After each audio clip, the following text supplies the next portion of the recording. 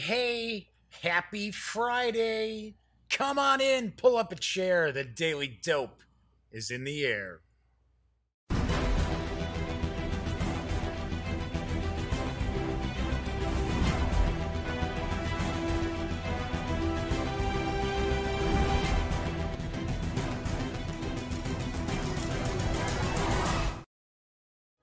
Howdy, howdy, howdy, gang. Yes, I'm Jeff McAleer, back once again as your host here at The Daily Dope, presented by thegaminggang.com. Yes, how are you doing? Come on in, TGIF, right? So, do want to mention, if this is your first time joining me, this is a very, very casual stream. This is a live show. So, do want to mention that this is actually March 15th, 2019, kind of a special date. I'll explain that in just a moment. I don't mean because it's the Ides of March, but this is actually episode 266 of The Daily Dope. So, as I mentioned, this is a live stream, although I know a vast majority of people actually catch this after the fact. But if you are watching live on YouTube, there is chat available. It's not on screen. It's one of the ways that I keep some of the stranger commenters at bay, but I do pay attention to it. So if you want to say hello or if you have a question, by all means, chime in. Tonight, I am actually reviewing the Witcher pen and paper role-playing game from CD Projekt Red and our Talsorian Games. So I will be reviewing this in just a little bit. I am also, as a bonus, going to take a first look at Dark War Rebooted from my friends over at Tiny Battle Publishing. So that will be after the review. So as I mentioned, chat is available. So if you have a question about either The Witcher or Dark War Rebooted, by all means, pop up, say hello, and I will respond. Hey, John Vogel's chiming in already. Good deal. Good evening, John. So, welcome aboard. So, I mentioned March 15th is kind of it's an anniversary, I guess I'll say. So, those of you who have followed the Gaming Gang, if you follow me on Twitter or if you watch the Daily Dope quite a bit, then you will know exactly 1 year ago tonight, I was actually sitting in Rush Copley Hospital. Yeah. Yeah, awaiting to have a stent put in my heart the next day. So yes, exactly 1 year ago today, I had a near fatal heart attack. Yoo-hoo, so celebrating an extra year being around. But yeah, it was very, very strange. Back then, I used to do the show during the afternoons, and I finished up the show, and actually during the show I was like, wow, I'm getting this really bad indigestion. What in the world is going on? And I'm not a person who gets really, bad indigestion or anything like that, gas or heartburn or anything like that. So I was like, man, and then I started feeling all kind of wonky in that. So I started doing the, you're supposed to, if you're having a stroke, right, you're supposed to put your arms over your head, you're supposed to look in the mirror, make sure nothing's drooping, you say what today's date is, looking in the mirror, all these other things. So I was like, yeah, okay, I'm fine. And interestingly enough, I have to thank Kevin Smith. Yes, Kevin Smith, the filmmaker and geek culture guru, I guess we'll say, because 3 weeks before I had a heart attack, he had a heart attack, and he didn't realize he was having a heart attack. He was doing a show. He was actually doing two shows. He was kind of in the intermission between two shows. And all of a sudden, it was just, he was feeling awful. And they said, well, we're going to take you to the hospital. Turned out, he was having a massive heart attack. So, interestingly enough, I had read about that. So when that was happening to me, I thought, well, it doesn't feel like a heart attack. This isn't like, oh, yeah, it's Sanford & Son, right? Oh, I'm coming wheezy. No, it was just very, very weird. But thank goodness I actually had read the interview with Kevin Smith talking about his heart attack, because I thought, okay, something's wrong here. I need to get to the emergency room. Where if I hadn't been a fan of Kevin Smith and read about what was going on with him a few weeks prior, I would have just been like, yeah, I'm just going to lay down. I'll probably feel better. And the doctors at the hospital had already told me when I was there that I think they said it was 93% of men who were in the same situation I was in when I came in would have died. Would not have actually made it to the hospital alive. So knock on wood, I'm still kicking. I'm still around. So tonight is kind of a cool anniversary. Anyway, so I am going to get into the Witcher review in just a couple of moments. Do want to point out, if you are watching this video and you like it, please give it a thumbs up. If you catch some of the videos on the Gaming Gang channel, then by all means, subscribe, and don't forget to ring that bell, because not only will that inform you of when a new video goes up, it'll also tell you when the stream is going live, which is normally 7 p.m. Central Standard Time, Monday through Friday. And of course, if you do like thegaminggang.com and maybe you like the Daily Dope, please tell a friend.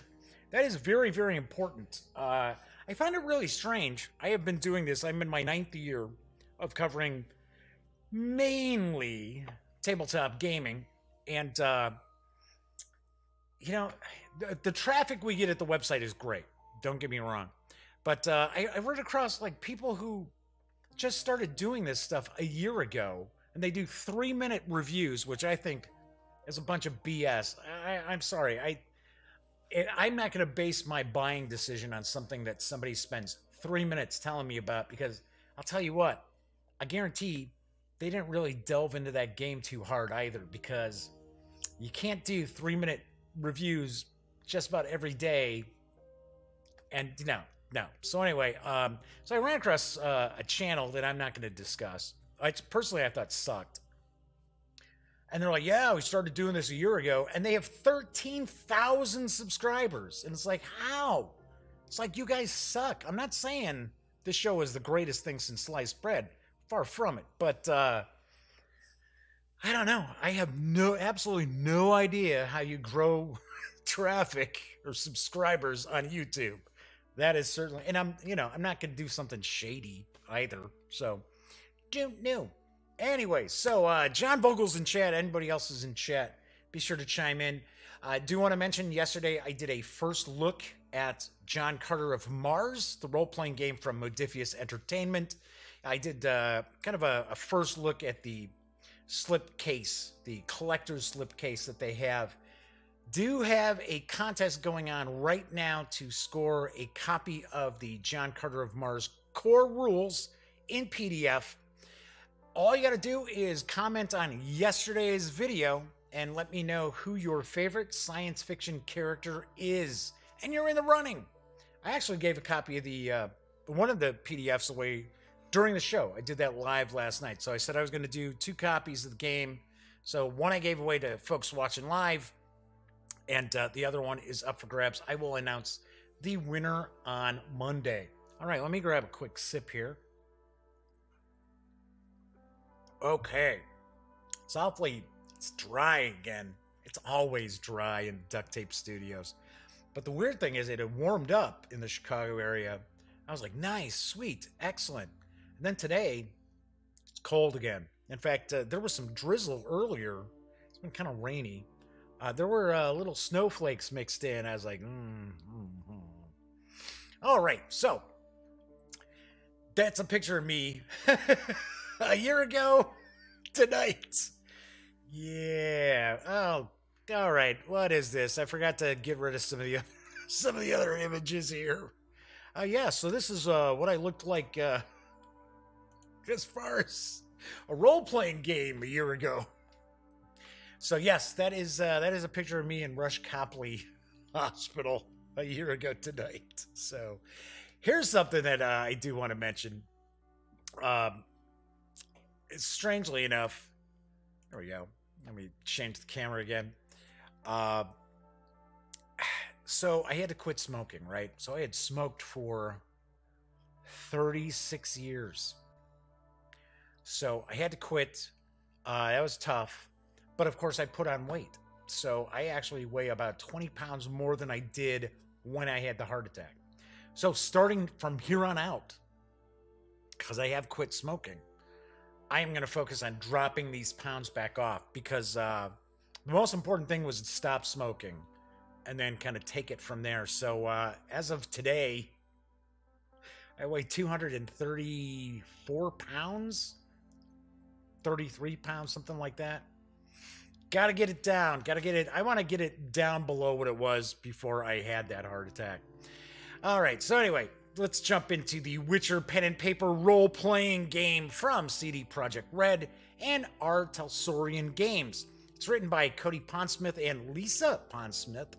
The artwork is provided by a slew of artists, so I will actually show the credit page. The 336-page core book is available now in hardcover.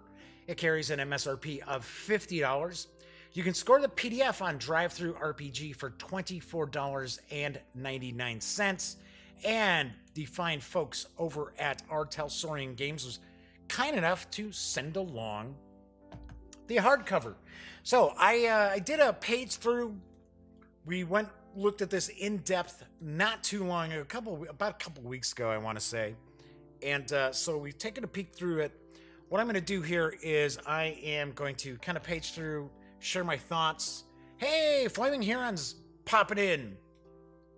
Good to see you. Good to see you. I like it. Flaming Huron had pointed out that the show, even though it's in the evening here in the Chicago area, of course in the U.S., Flaming Huron is not in the United States because this show comes on in the afternoon where he's at. So thanks for popping in to take part in the show tonight. So anyway, obviously enough, the Witcher pen and paper role-playing game is based on the hit video game series from CD Projekt Red. So Talsorian was able to get the license to put together a role-playing game for the series. So I'm going to pop through this a little bit. We're going to page through. I do want to point out, if you saw the original video when I did the page through, hey, Flaming Huron's in Australia. Sweet. Very nice. Wow. We won't even discuss what happened in New Zealand last night. That was just awful. It was just awful. Heartbreaking. But if you had caught the video a couple weeks ago when I did the page through, you know that the paper here has a real sheen to it. So you can see it's catching some of the light here. So I do apologize for the glare that you're going to see on this book. And I kind of played around to see how I could, because usually I'll kind of prop the books up a little bit like this to avoid the glare. But actually, I noticed when I did that, there's actually more glare. Okay, so the book opens up. It kind of gives you some information about the world of The Witcher, and I will be the first to point out I am completely unfamiliar with The Witcher. Well, okay, so now I'm not completely unfamiliar because I've read through the core book, but I had never played any of the Witcher games. I had some friends who were super into them, and I know they're actually really, really good. Just got to be honest, never had an opportunity to dive into those. So, the Witcher role-playing game, the pen and paper role-playing game, takes place, it's set between the second and third games in the series. So, talk about some recent history. A lot of this book is written from a kind of like first-person perspective, like a fictional character's perspective. I am not the biggest fan of that, I have to point out. To me, that shtick gets old kind of quick. But just so you know, a lot of this is written as if a fictional character is telling you about this stuff. We took a look at Castle Falkenstein and the Il Comfort source book for that, and that was the same kind of thing. It kind of had a fictional character who was kind of telling you the story. I think that's kind of, maybe that's kind of an Talsorian thing. So I did not, I haven't cracked open some of the other role-playing games. We're going to look at Cyberpunk 2.0.2.0 one of these days. All right, so then we start start out the book, we start getting a lot of the characters from the video games. Of course, there's Geralt, who is the main character of The Witcher. I knew that coming in already. So we actually get each of these characters broken down for the role-playing game. Strangely enough, we started taking a look at these non-player characters, or if the players want to play them, I should say, they can, without having any idea what any of this stuff is, without knowing what these attributes are, what these skills are, the magic, key skills, gear, any of that. Suddenly, we're introduced to these. Hey, Ghost World's popping in. Good to see you, Ghost. I'm watching the rocket launch, so I'm a bit distracted. That's okay. Oh, hey, one thing I should point out, for those of you in chat, I don't recall if John was in chat last night or not, but, so, chat's going, everybody's kind of carrying on, stuff like that. I'm, interacting with chat, and then all of a sudden, it was like nothing.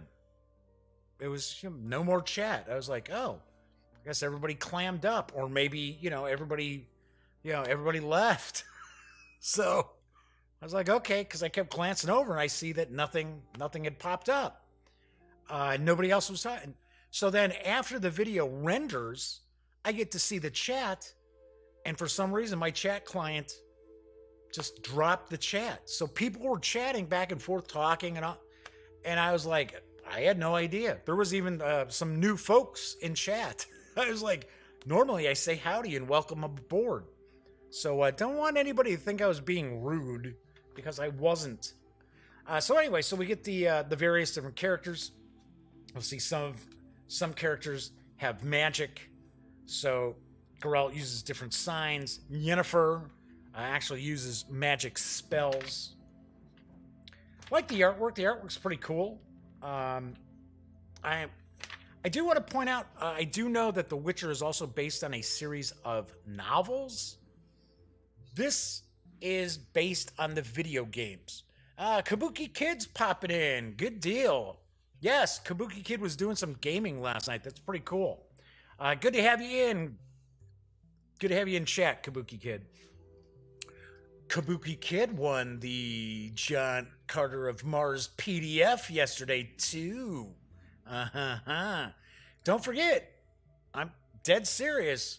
If you want to get in the running for the PDF, and there's like only one comment right now on yesterday's show, jump in, check out yesterday's show, and leave a comment and tell me who your favorite science fiction character is, and you are in the running. But you have to say, my favorite character is, or, so-and-so is my favorite character. Don't just put some name there, because it'll look very, very strange. Yes, the polls are very proud of The Witcher. Yes.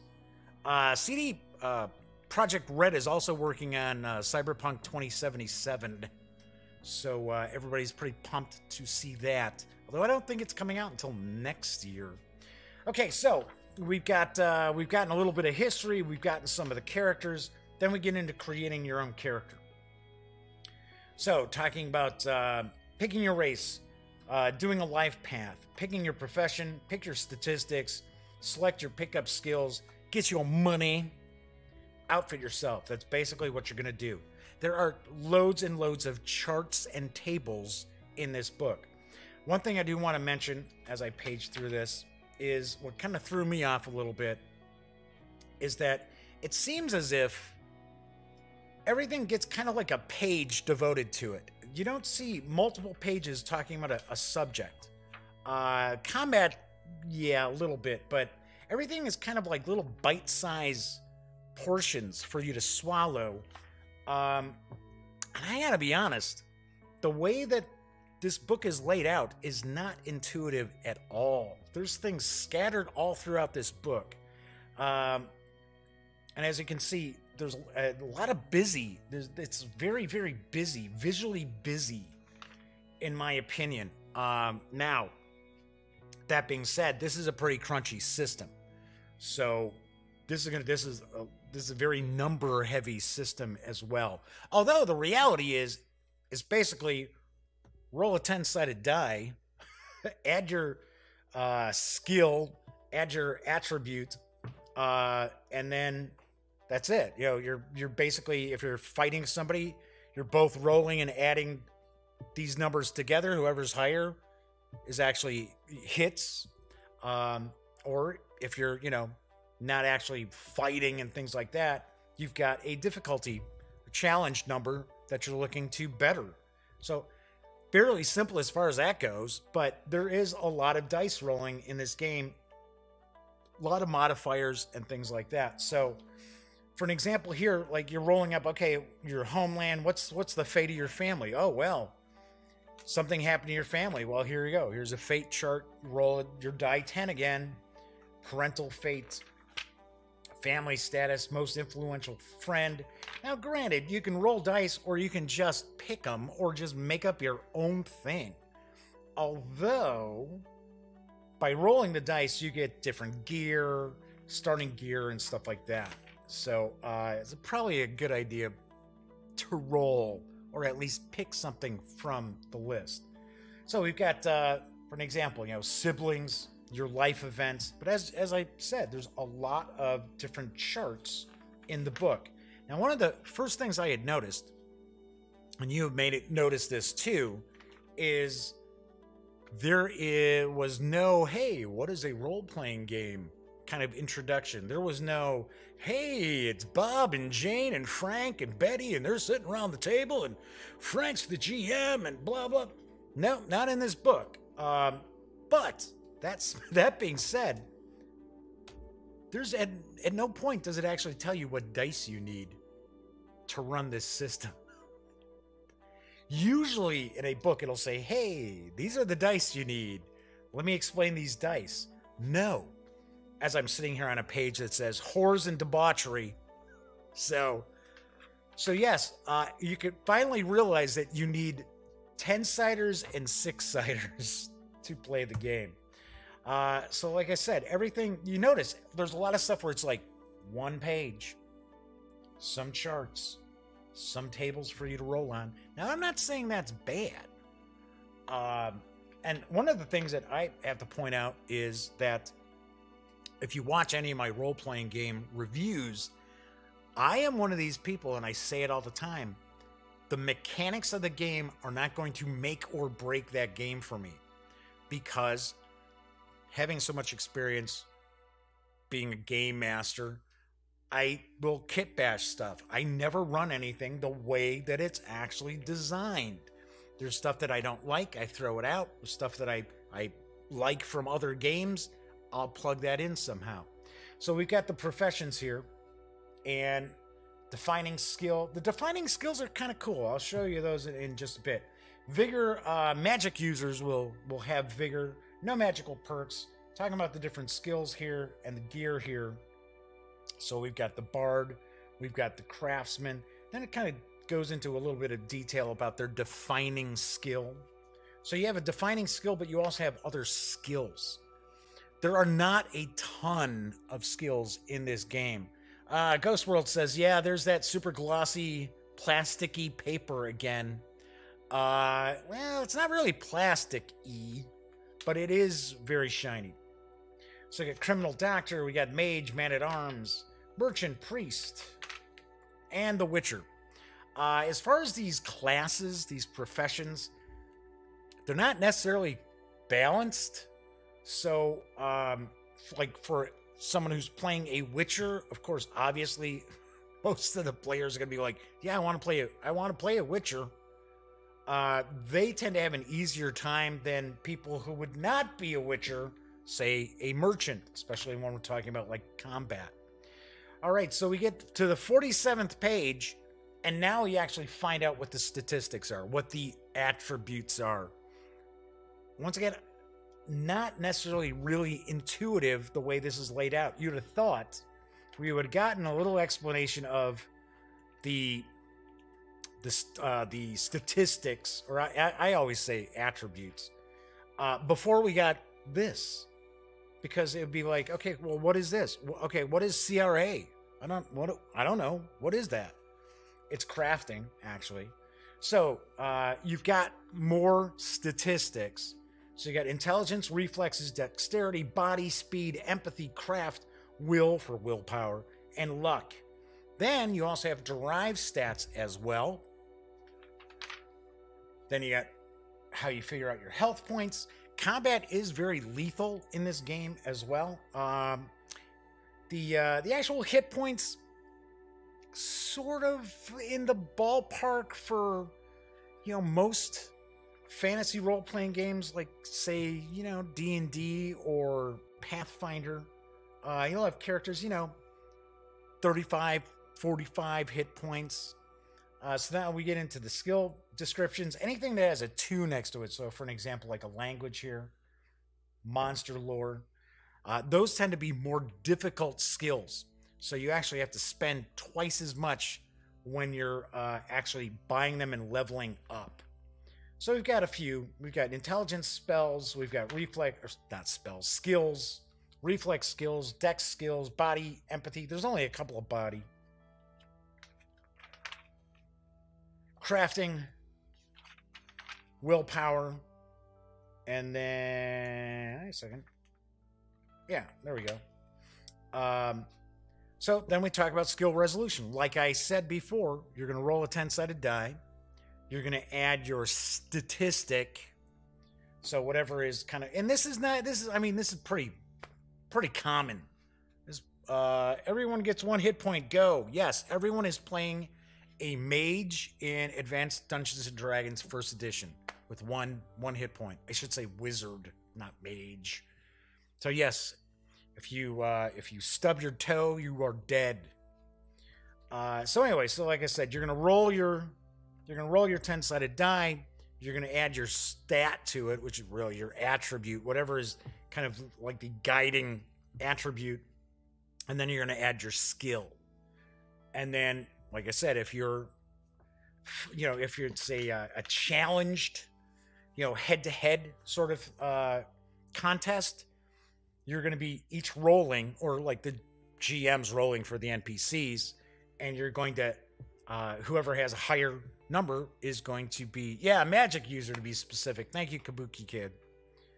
Wasn't it wizard in White Box? I could have swore, maybe not. So here it's talking about like difficulty, right? So difficulty 10 is easy, average is 14, challenging is 18.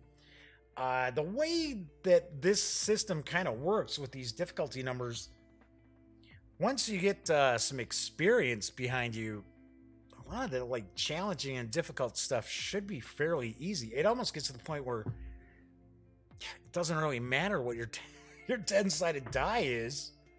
So, leveling up is kind of interesting.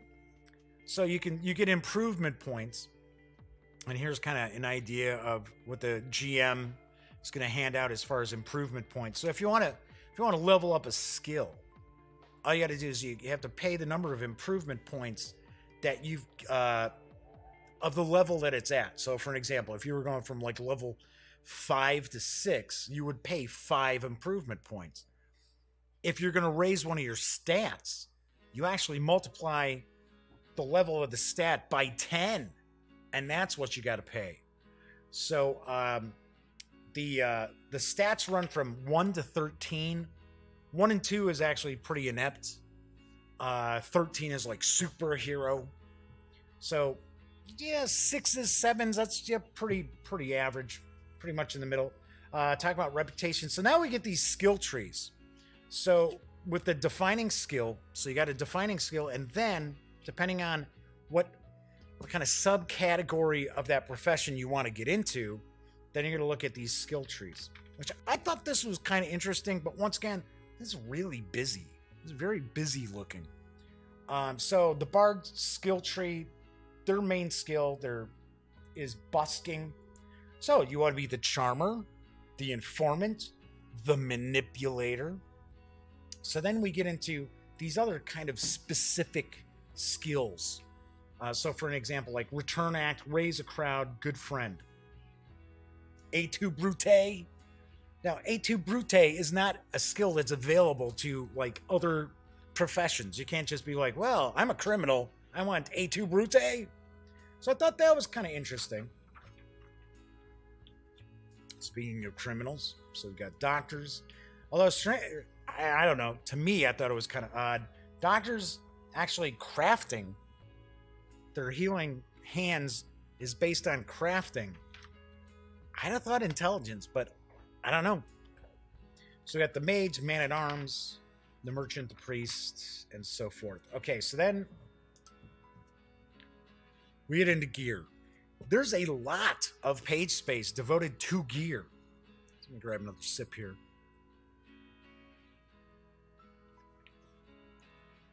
This is where you realize, oh, I need a D6 too, because you look at the damage that the weapons do, and that's where you realize, oh yeah, okay, I need a D6. So, yes, today is the Ides of March. That was something I realized today. So, for those of you joining in chat late, probably already know that a year ago today, I had a near fatal heart attack. So, in fact, a year ago now, I was in the hospital waiting to go have a stent put in my heart the next morning. Didn't even strike me that it's the Ides of March, so almost checked out the same day as Caesar, supposedly, right? And today is also the anniversary of H.P. Lovecraft passing away. So that was pretty weird. So Ghost is saying you don't need intelligence, you just need to mash things together with hammers. Yes, that is how medicine works in the Witcher setting. Just mashing things together with hammers. Anyway, so I want to point out that combat is really deadly in this. So for an example, we've got some of these swords, 3d6 plus 2, 5d6, 6d6, axes, 5d6 for a battle axe, get a berserker's axe, 6d6. So thinking about, okay, well, you figure, all right, so my player character has 40 hit points. You're not going to be able to take too many hits. Now, granted, there is armor, too. Yes, Kabuki Kid says, glad I'm still here. Yes, thank you. So, and no, there's no reason to give me any applause for pulling through. It was not that much that was going on. I was just smart enough to actually go to the emergency room, so as opposed to just going, I'm not feeling good, I'm going to lay down. So, we had weapons descriptions, which I thought was odd. I mean, that's fine. We're getting weapons descriptions, which are all being kind of described to us by that character. But there's no images. I would have rather seen images of the weapons as opposed to having, I don't need somebody to tell me about a staff. Granted, I don't need an image for a staff either, but, yeah, what have you. So I thought that was kind of odd. Hey, at least, I got to point out, at least there is some information about the weapons. There are a lot of role-playing games where it's just like, oh yeah, well, here's all these pole arms, you figure out what they are. Okay, so armor. Armor is also set up where you've got armor in various different places on your body. So it's not just one armor rating for the entire character. So you've got the head, the torso, legs, and shield. So when you're in combat, and I'm getting to combat in a second, when you deal all that damage, well, it's possible that somebody could be wearing heavy armor. So I'll give you an example here. So plate armor has basically a protection of 20. So that means it's subtracting 20 points of damage right off the top, if that's where you were to roll for your hit location. So then we get the descriptions again. We get the descriptions of armor. Then the elder folk, like the elves. Elves and dwarves, I guess we'll say. Alchemical items, alchemy descriptions, so armor enhancements, transportation. So as I mentioned, the gear gets quite a few pages devoted to it. General gear, toolkits. Then we start getting descriptions of the gear and description of lodging. Then we get to the magic.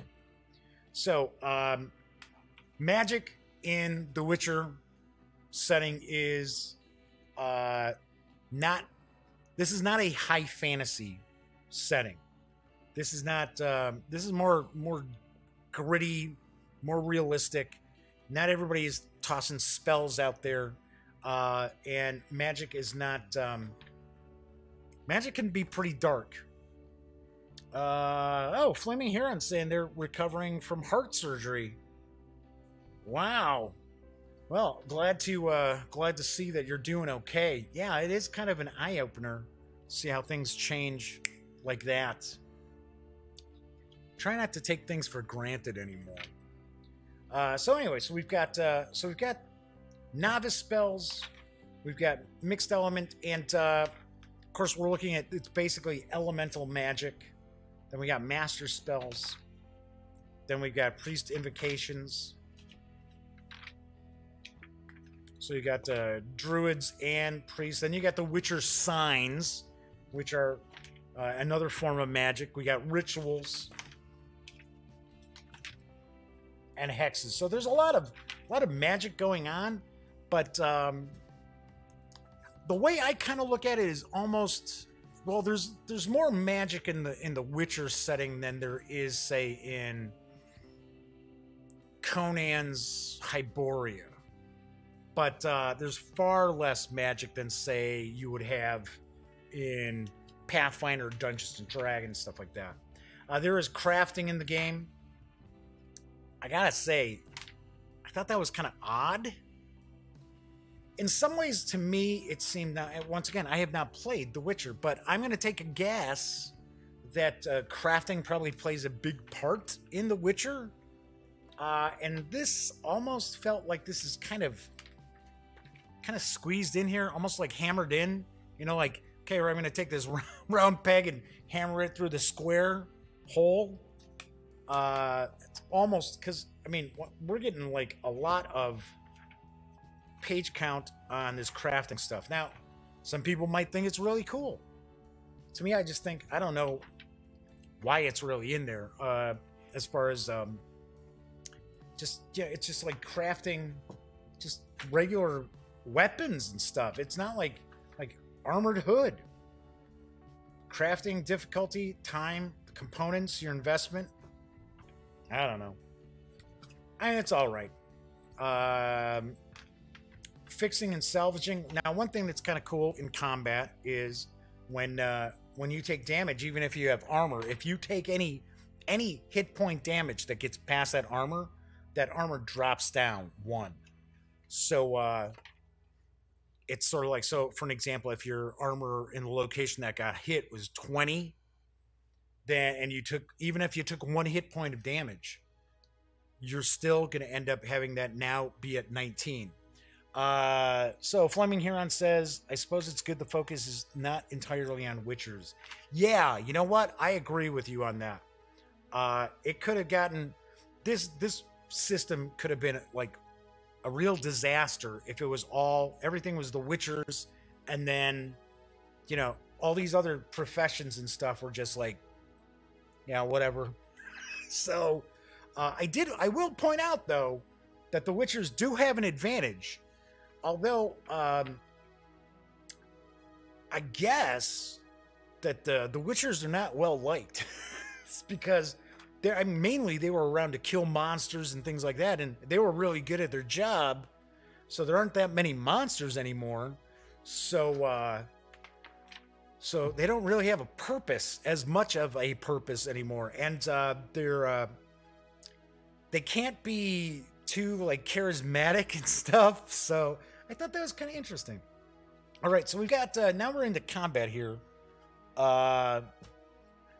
Just like would have turned into Star Wars with Jedi.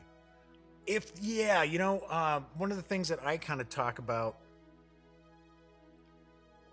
as far as Star Wars role-playing games is you either have to run it now. Okay, granted, I'm thinking way back to West End Games, the D6 Star Wars, which was actually really well done, and many writers actually used that as their kind of like as their background information when they were writing, you know, novels and stuff in the Star Wars universe.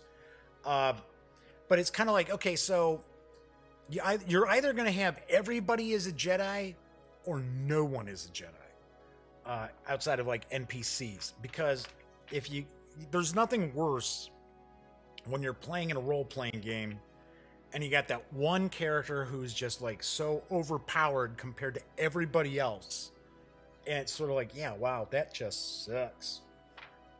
Okay, so I'm kind of moving through the combat here without talking about it.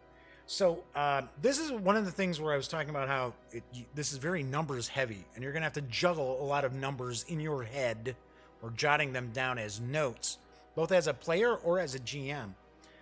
You got attack modifiers, you got cover, you got different ranges, you got critical hits, you got damage location. Now, one of the interesting things is that depending on where you hit, right? So you're going to roll. Okay, so a 3 would be torso. Okay, that's cool. So torso does regular damage. It's ×1. Hitting somebody in the head is ×3. So hitting somebody in the head, and you know, even if like you got 10 points going through their armor, it's going to end up being 30 points of damage, which against an NPC character, that's, you know, they're done pretty much. But you'll also see if you hit them in the arm or the legs, it's only half damage. And then we got damage location for monsters. So you've got fast strikes versus strong strikes. You got the hit locations. You have the ability in combat. You're gonna have a movement action. You're gonna have a standard action, and you can make a defensive action, which I thought was kind of interesting. So you can try to dodge, you can try to reposition yourself, which is actually kind of like I'm dodging, but I'm doing something like super cool, and I'm ended up, you know, a different spot. You can try to block, or you can parry. Now, parrying is the most difficult to pull off. It's got a -3 penalty to it. But the cool thing is if you do parry with your weapon, you actually put the attacker at a disadvantage. You don't take any damage, and the weapon that you actually use to parry doesn't take damage either. But there's critical wounds. Like I said, combat is very, very lethal. So this is not a game where, I mean, of course, this is the sort of game where when you get a battle breaking out, it should be a big deal. It should be like, wow, this is nail biter stuff. It shouldn't just be like, say, for an example, a game of Dungeons and Dragons where most people who run 5th edition Dungeons and Dragons throw combat in like every hour. So it's like, oh, haven't fought anything in a while. Hang on. All right. Okay, random encounter. There we go. The Witcher shouldn't be like that. We got talks about how to resolve magic. And once again, all this stuff you're utilizing the stat plus skill plus your 10-sided die. So the actual concept of what, you know, the main gist of the mechanics are pretty easy. They're pretty simple. But like I said, there's just a lot going on. This is pretty crunchy. This is one of the crunchier systems that are out there. Obviously, it's crunchier than 5th edition D&D. I would say it's not as crunchy as Pathfinder. I would say Ghost World's talking about Warhammer 4E. I would put this kind of on par with Warhammer 4E, although 4th edition Warhammer is just laid out as a book better. It's easier to use at the table. Like I said, things kind of tend to be scattered around a little bit here. Not horribly, but it's not as intuitive as I would have liked. Okay, now we start getting into more the GM kind of aspect. So it's talking about the world of The Witcher. So lots of really good information here. So if you were looking at The Witcher pen and paper role-playing game as possibly a source book to port over to your favorite fantasy role-playing game, I would say it holds value to do that. I really would. And like I said, myself personally, not having played the game, it's one of the aspects of doing this review that I thought, okay, so this is a little weird, but then on the other hand, it kind of opens me up to be like, well, I have no dog in the fight, right? I don't know about The Witcher. I haven't played The Witcher. So how does this book come across as a role-playing game book? Not as, oh, well, does it capture the feeling of The Witcher? So, but there's loads of pretty cool information here. So it talks about like the Witchers, the mages, powerful religions. Then we get into the Game Master's Guide. What does a GM do? You're the storyteller. Get to know your players. Players are not the enemy. That is like old school. Combat's very rare in Ghosts Warhammer 4E campaign. Yeah, but it's deadly, right. Flaming Huron says, don't get me started on combat. Most of my games, if we don't have combat every 10 minutes or so, people get bored. That sucks. That is the worst. Flaming Huron, what role-playing game are you talking about? If you don't mind popping that up into chat. So it talks about running it. This isn't epic fantasy. Boom, right there. This isn't epic fantasy. This is not high fantasy. This is down in the dirt, kind of gritty. There is racism. Racism as far as, you know, elves aren't well-liked, the Witchers aren't liked. Depending on where you're at, dwarves might be tolerated. Mages aren't exactly, you know, well-loved. Monsters aren't the only evil. A good game master should never... Okay, so this doesn't necessarily have to do with The Witcher. But a good game master should never use monsters as a stand-in for humans. So, for an example, let's say like in a D&D game, right? So, what do you always have? You know, first level, everybody's going out. What are they going to fight? They're gonna fight kobolds. They're gonna fight goblins. Especially if we're doing things where it's sort of along the lines of the way role-playing games are now, where they're supposed to be balanced, right? Not old school, where it's sort of like, well, you know, you ran into that bugbear, you can't handle it. Oh, well. So, Star Wars FFG and D&D 5e for Flaming Huron. Star Wars, I could see not having to, resort to combat all the time. D&D, yeah, you know, I see a lot of people use that combat as a crutch. But then again, I think a lot of times it has to do with a lot of the lack of experience of game masters, or game masters who've just done the same exact thing. They've approached their game the same exact way for as long as they've been playing. Relics and min-maxers. Min-maxers suck. I thought this was kind of funny, actually. It's like, popularity in games, highly unpopular. A player who spends hours, even days, reading through every bit of source material, every rule, and online guide to create the ultimate character, often using exploits or loopholes in the system to achieve this. In other words, you suck. Always hated min-maxers. So I have, you know, I gotta be honest, I have never checked out Star Wars, the Star Wars RPG from FFG. I hear good things. I hear good things about it, but I have never had an opportunity to check it out. All right, so we're just kind of looking through. Now, once again, we're going to see a lot of different charts here. So, and once again, this is kind of, this is GM stuff, really. All right. So, like I said, lots and lots of charts, lots of tables with information. So, so I understand the Witchers are actually mutants. That's pretty wild. That's kind of different. Runes and relics and experiments. Okay, so here's something else. I am not, as far as my game mastering. Now, keep in mind, the vast majority of my game mastering has been for Call of Cthulhu, right? So Call of Cthulhu does not work very well with random encounters, random tables, stuff like that. You can't do a good horror game session if you're just rolling up stuff. And I know there are games out there where it's like, oh yeah, we're all getting together and we're as a group, it's a story game and we're gonna do this really scary game. Never ever works. So we got the bestiary. There's some kind of cool stuff in these monsters. Tells you what kind of threat they are. Tells you what kind of armor they usually have.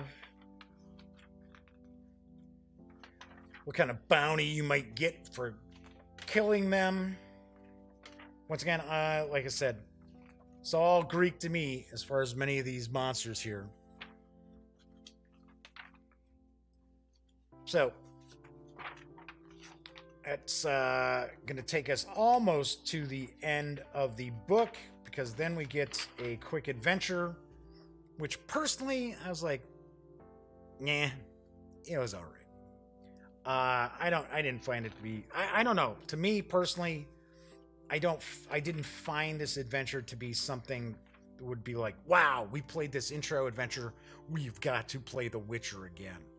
But once again, this game is kind of out there where it's like based on scenes, right? Based on, you got cliffhangers and things like that, which is kind of the way a lot of role-playing games are nowadays, where it's just basically the players aren't creating the story. The story is here. The players go through it, and yeah, in some ways they can actually change the outcome of the story, but usually the designer has pretty much laid out, this is what's going to happen, right? So anyway, so that is how the book basically ends up. We got some of the NPCs, we got some maps and stuff.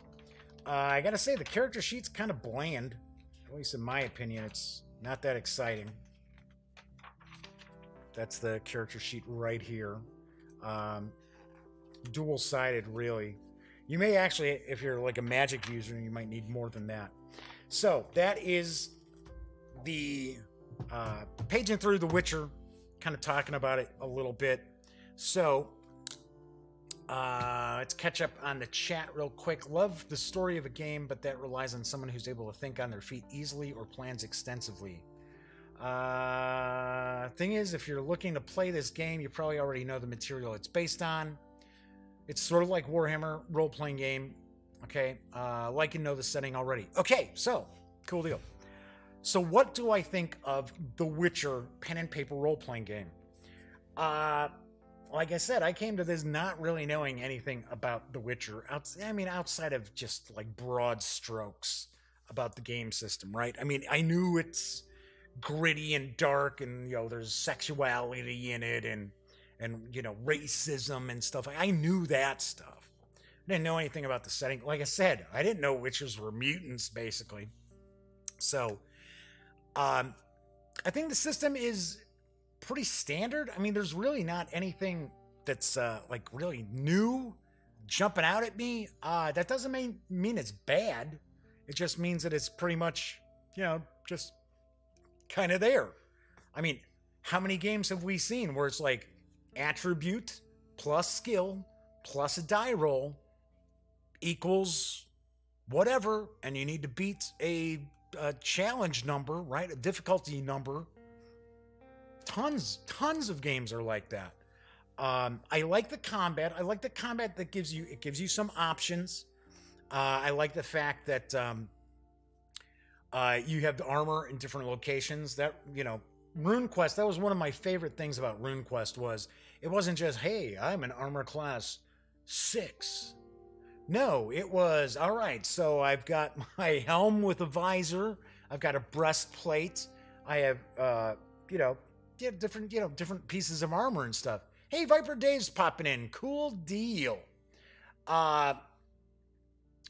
Be great if they released a pure source book or something explaining the Witcher world. I mean, you could the Witcher role playing game, the pen and paper role playing game, you could use as a source book. Would I recommend you spend $50? No, I would definitely recommend you just pick up the PDF.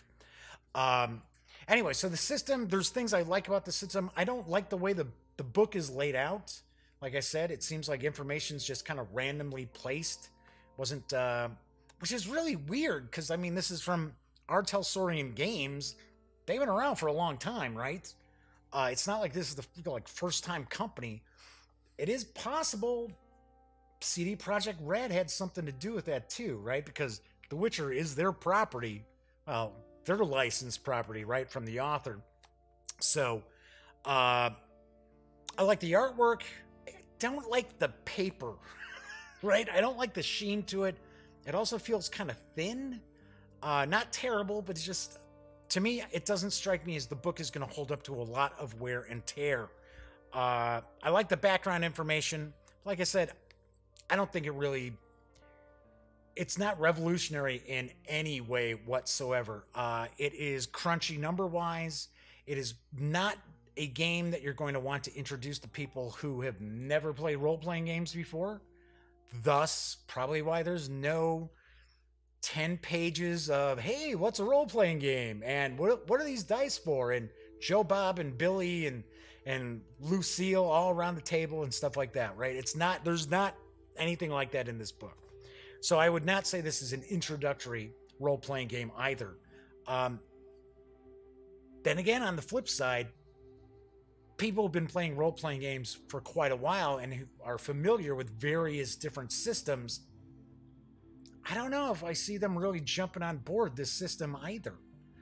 Once again, it's not necessarily a knock. I'm not saying this is bad. It's just okay. And that's really kind of how I sum up the Witcher pen and paper role-playing game. Honestly, I think this will have way more appeal to people who are intimately familiar with The Witcher, especially the video games, not necessarily the novels, because as I mentioned, this is basically set, because I guess there's a difference from what I understand. I don't know. But I lost my train of thought there for a second. Hang on, let me grab a sip. Okay. For those who are really into The Witcher and really, have some experience with role-playing games and don't mind a lot of numbers that they got to juggle, yeah, I would recommend it. For those who aren't, no, probably not. What system is most similar to this book? There's a lot of them. Any system that's going to have an attribute, here they call it a statistic, a stat. Anything that's attribute plus skill plus a die roll, be it 10-sided die, 2 6-sided dice, what have you, and taking that and comparing it to a difficulty number to overcome. That's pretty much the system. And there are loads and loads. Let me take a look behind me. What do we got that's similar to that? Torg, Eternity. So that's one.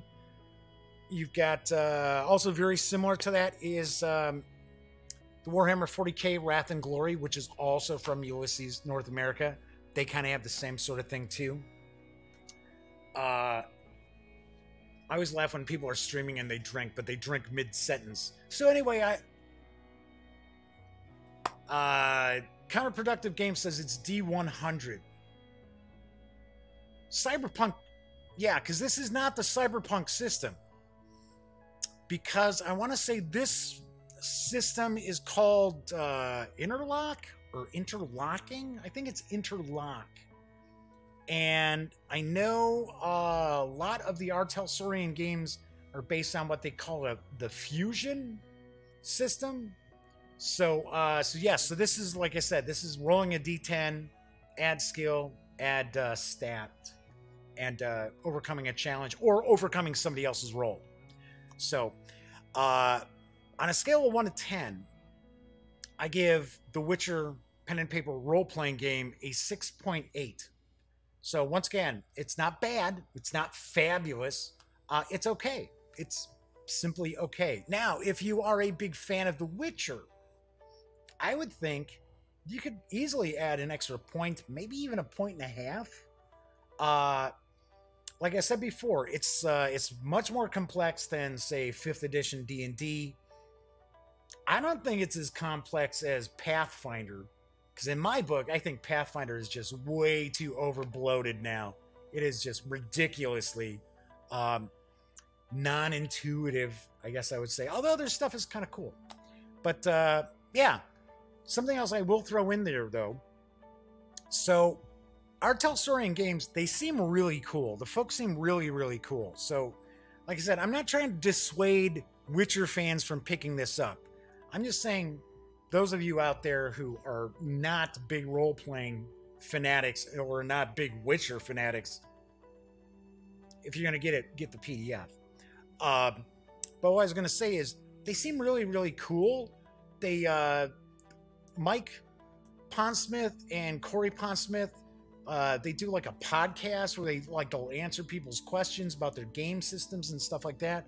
There's some videos out there to kind of help you wrap your head around the mechanics of this system too. And I thought that was very cool. And they're supposed to be very, very cool to deal with just as a fan who's purchased their products, right? Hey, I got a question. Things like that. So yeah. So, I mean, like I said, it's all right. It's okay. It's worth a purchase if you're into The Witcher. So there you have it. All right. So before we go any further, because remember, I am going to do a special bonus. That's right. I'm going to take a look at Dark War Rebooted in just a second. But allow me to reach behind me and grab Lil Whizbub. That's right. Lil Whizbub. Because if you are a fan of the Gaming Gang as well as the Daily Dope, you already know that this is a non-profit organization here. Thank goodness, because I never made one. So if you happen to like the show or the website, please consider making a donation to Lil Bub's Big Fund and the American Society for the Prevention of Cruelty to Animals, like Kelly Stafford did. That's right. I have no idea. Kelly Stafford has never popped into chat to say hello, unless Kelly's got some sort of, nickname like everybody else, right? It's like Kabuki Kid and Ghost World and still in Counterproductive Games and so on and so forth. But thank you very much to Kelly Stafford for making a donation. She had shot me an email. Lil Bub's Big Fund actually helps support organizations that care for special needs animals who are awaiting adoption. And who better to tell you more about this fund than Lil Bub herself?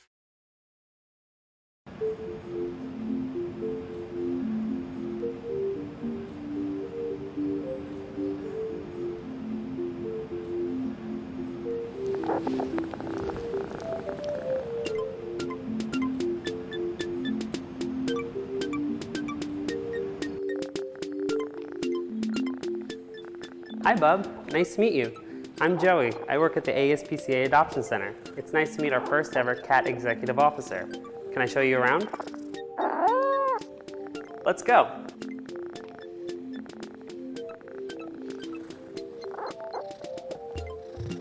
So, Bub, this is our main cat area where we can have up to 300 cats at any given time.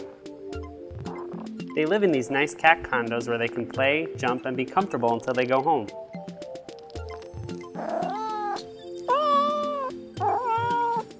Sorry, Bub, we don't have any dinosaurs.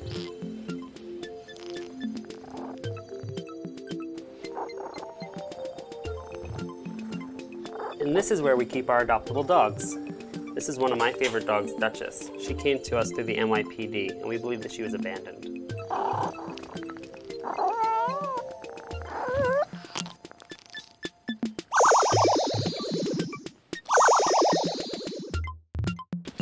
Bub, that's not how it works. Adopters have to come in and fill out an application. Bub, you might be better in the office.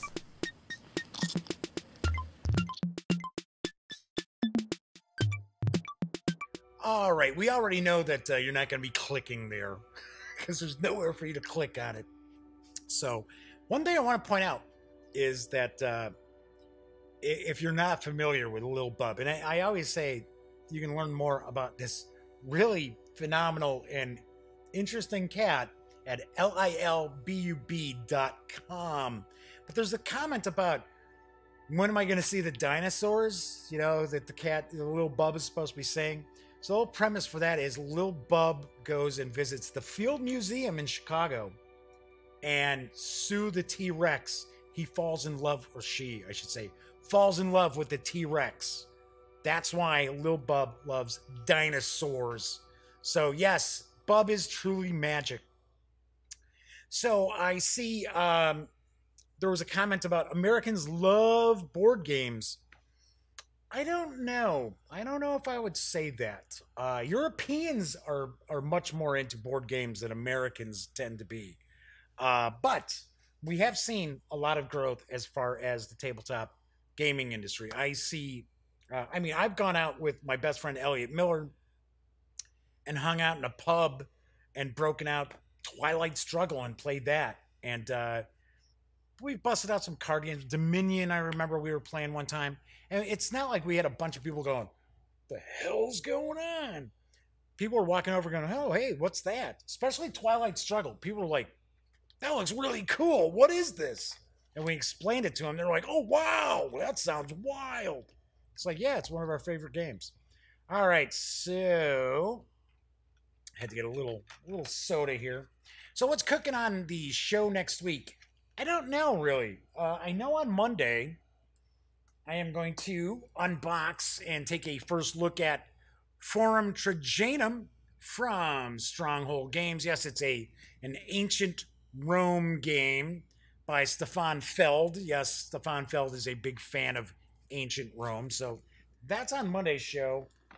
The rest of the week, I don't know. I honestly do not know. I know Lost Battalion Games has shipped out some Sergeant's Miniatures game stuff. So I might take a look at that on Wednesday for War Game Wednesday. That's a possibility. It's funny. Yesterday, I ran across a card game. It's a baseball game called Clutch Baseball. And it looked kind of interesting. And I didn't see any reviews anywhere. So I was like, huh, okay. I was like, hey, this looks kind of interesting. Too bad I haven't run across any like serious reviews. So the company reached out to me and said, hey, we'd like to send you some boxes of these cards. Because I guess it's kind of like trading card game. So you're, building your team and stuff like that. So yeah, I was like, hey, okay, that's cool. And then I got an email today saying, hey, your order is shipped from some vinyl company. I'm like, I don't know. Is that the card game, the baseball game? I didn't order anything vinyl. So I don't know. It's weird. I get that every once in a while. I'll get like, hey, your order is shipped. And then I have absolutely no clue what that order is supposed to be because it's through some, drop shipper or what have you. All right, so let's jump on into Dark War Rebooted. Yes, from Tiny Battle Publishing.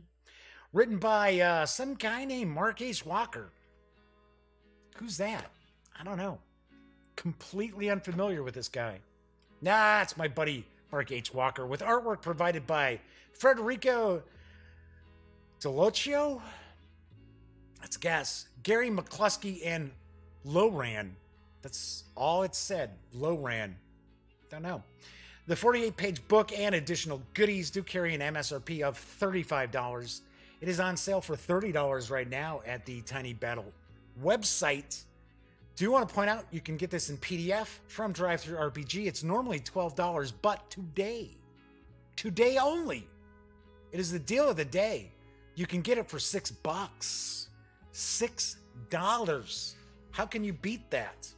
So Ghost World says, I had the same thing with Amazon. I order so much from Amazon, I get alerts like, your package has been delivered, having no idea what I ordered. Yeah, that happens. That happens to people. All right, so let's move on over to the other camera again, because this is Dark World Rebooted. This is a role-playing game written by Mark H. Walker.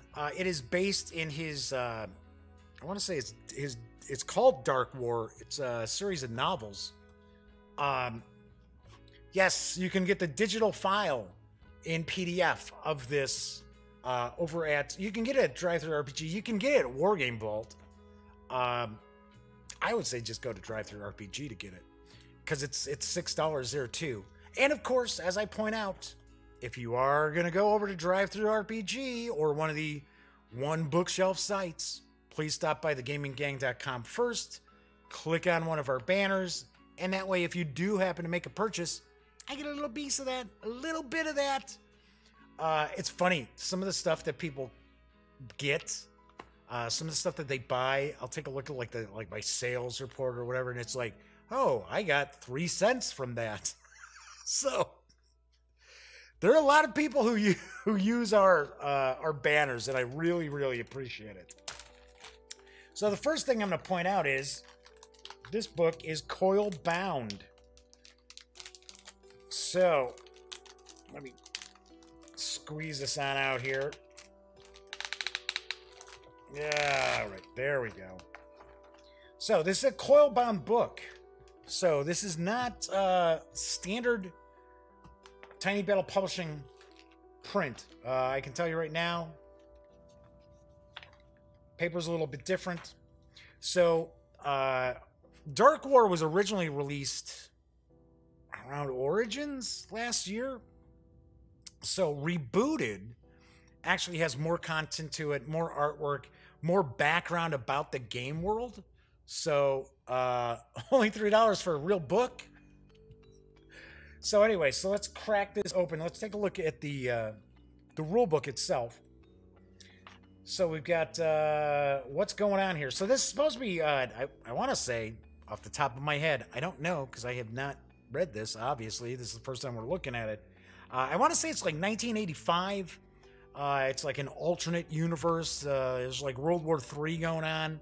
But there's also like vampires and werewolves and stuff like that. I think. I could be completely wrong. So what is an RPG? There we go. Now we've got a what is a role-playing game page.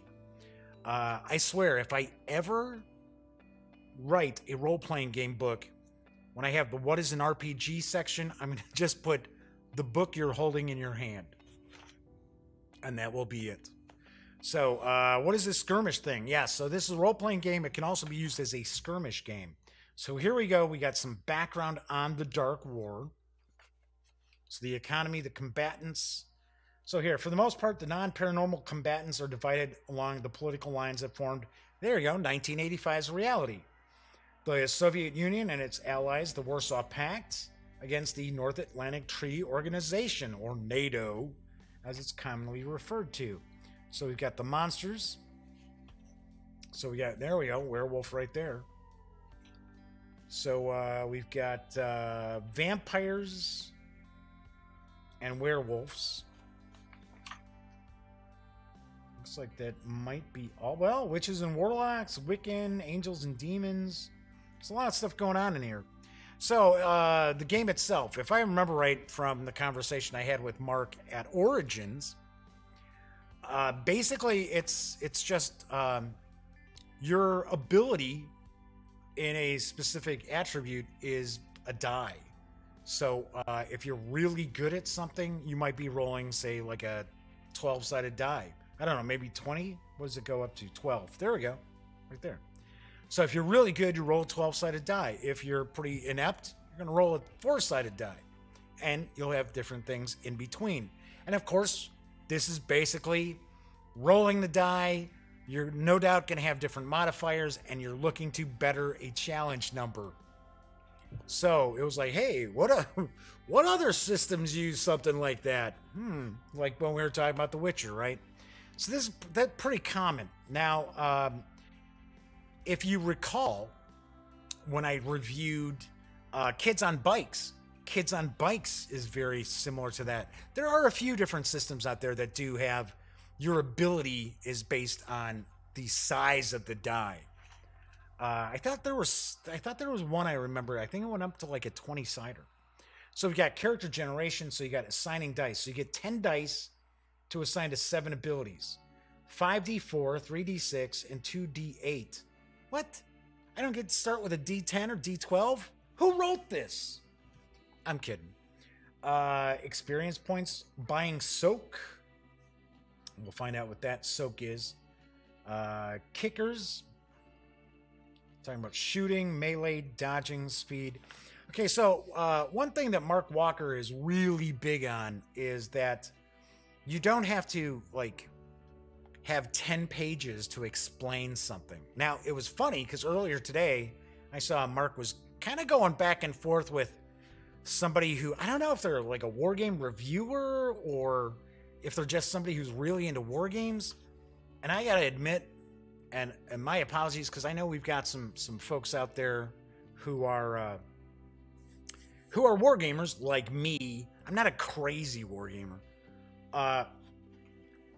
Some war gamers just tend to be like a real, excuse my French, pain in the ass. Like they know everything. It's like, hey, trust me, you don't effing know everything. But yeah, this guy was kind of, so like Mark had a comment something like, yeah, you know, you don't have to make things overly complicated and blah blah blah, and you know, simple is better. And this person was kind of arguing with him. So I'm sure we're gonna see here. So for an example, we're talking about movement, combat, and action rounds. Talking about initiative, actions, movement, combat. So we're not going to see like 30 pages devoted to combat. I'm telling you right now. We're already jumping into a bestiary right here. So, and then we get, I wonder if this might be GM info here. Confidential information, a new reality. Then we got some skirmish encounters, and we got an adventure. So this is from what I can tell you, this is probably going to be pretty rules light. And the main focus of this is going to no doubt be the combat, because you can use this as a skirmish level game as well. So if you wanted to just use it as a, you know, modern era skirmish game with miniatures, you could probably do that. Okay, so just taking a look at the adventure here, and then we get Mark's notes. Mark was telling me he's been having a blast running this for people who have never played role-playing games. And I know Mark's not a big role player, so I thought it was really interesting how Mark told me at Origins. He's like, "Yeah, I designed an RPG." I was like, "Really? You have? Okay." So we got some pre-gens here. Got an example of play. There you go. Very cool. Got an example of play. Gotta like that. To be a vampire or not to be a vampire, that is the question, right? Got our player character sheet. See, now, funny thing is, this player character sheet has a little more visual interest, in my opinion, than the Witcher one did. Once again, I'm not saying the Witcher was bad. The Witcher really could use some supplemental material, though. I don't think there's a GM screen or anything that's available. Ranged weapons, melee weapons. So that's kind of cool. So the way this is laid out, yeah, you can just have that in front of you on the table. Oh, okay. Well, going melee. Okay, here we go. So I think that was pretty much the reasoning behind the coil bound. All right, fantastic weapons and gear. All right, so how many pages do we have? 59. So actually, Drive-Thru RPG is wrong. They said it was 48 pages, so it's 59 just for the book itself. Then we got a map. We got a pretty good size. That's kind of funny. Look at where'd all this come from? From this book? Must have, because all this wasn't there before. It's like almost like dandruff on the table. Okay, so we got the map here. This looks like some buildings. Got a tank sitting here. That's cool. Got a car that just drove up on top of another car there. All right, so we got that. Okay, so then we got some counters. Big chunky counters. But these are standees. Oh, hey. Little build. I think this looks like kind of a different artwork than original. I think. I don't know. But I could have swore I thought the original artwork for the first edition was just kind of silhouetted. But there's some standees here, some plastic bases. So you're supposed to use these plastic bases and actually slip these in. So that's kind of cool. That's pretty cool. So we've got some informational markers as well. And of course, these are going to be dual-sided. Hey, there's no facing on these, huh? Okay, well, that's all right. I'm not going to complain about that.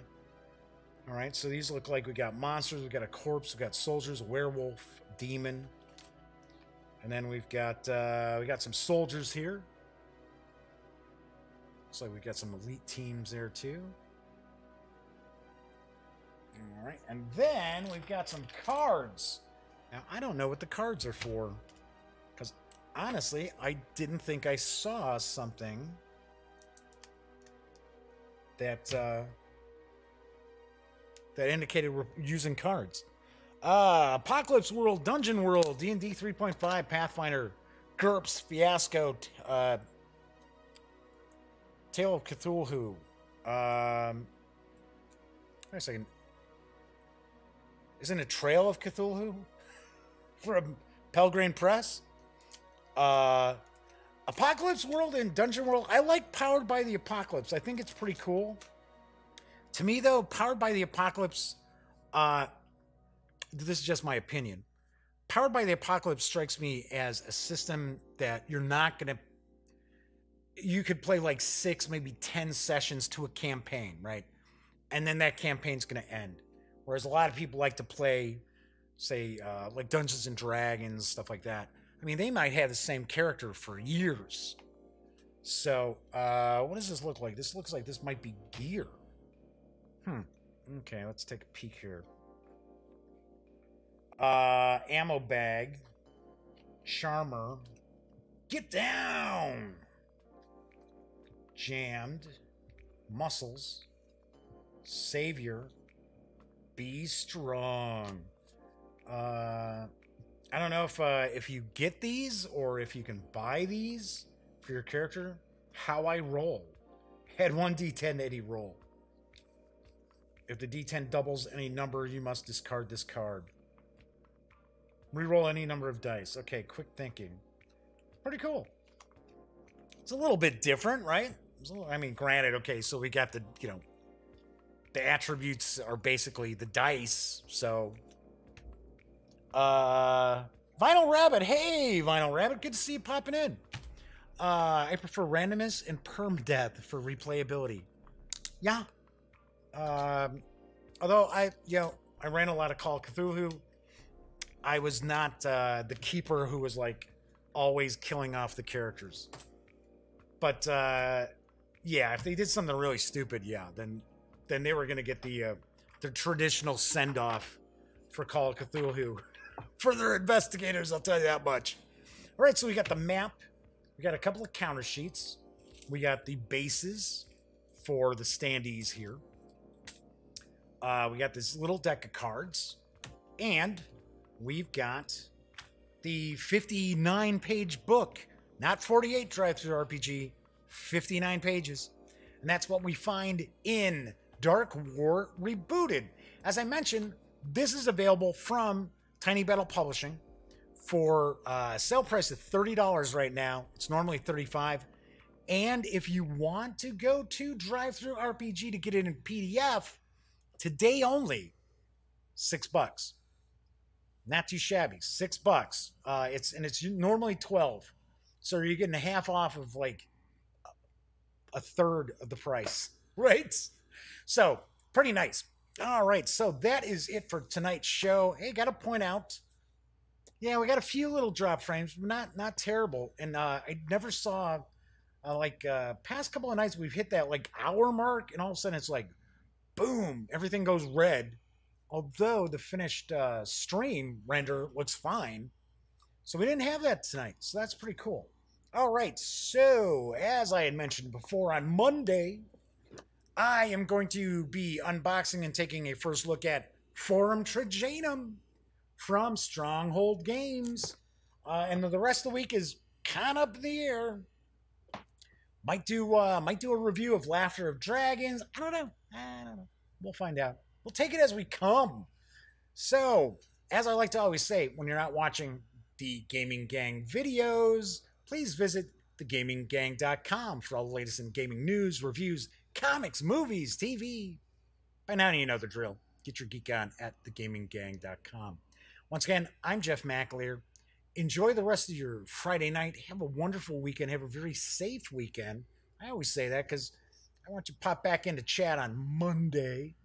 Do want to say a big thank you to those of you out there who took part in chat tonight. I much appreciate it. Otherwise, I'd be kind of talking to the camera like a dope. That's why it's called the Daily Dope, though, too. So, anyway, thank you very much for watching. And as always, that's what I always say. Thanks for watching to close out. Yeah, it's one of those nights, right? Hey, at least I'm still kicking, right? All right, so once again, have a great weekend, and I will see you on Monday. And as always, thank you very much for watching.